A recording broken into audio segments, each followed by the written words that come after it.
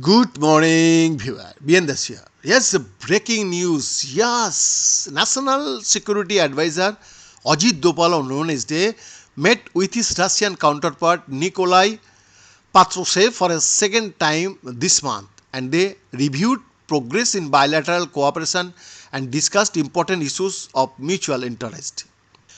Doval held a bilateral meetings with Patrushev, Secretary of the Security Council of the Russian Federation, on the sidelines of the 12th international meeting of high-ranking officials responsible for security matters in St. Petersburg, the Indian embassy in Moscow said in a post on X.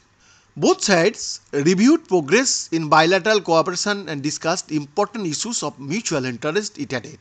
The NSA had condemned the barbaric terror attack at Crocus City Hall in Moscow on March 22 and called for shunning double standards in combating the menace.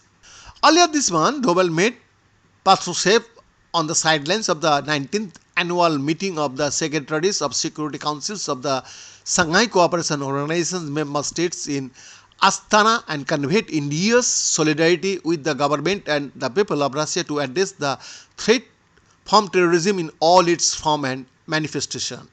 In his address at the Security Conclave of the SCO in Astana, Doval had said that the perpetrators of terrorism should be effectively and expeditiously dealt with, including those involved in cross-border terrorist activities. Separately, Doval on Wednesday spoke at the luncheon meeting at BRICS NSS hosted by the Secretary of the Russian Federation Security Council and called for closer cooperation in the fight against terrorism and concrete actions to prevent trans-border planning, funding and execution of terrorist acts.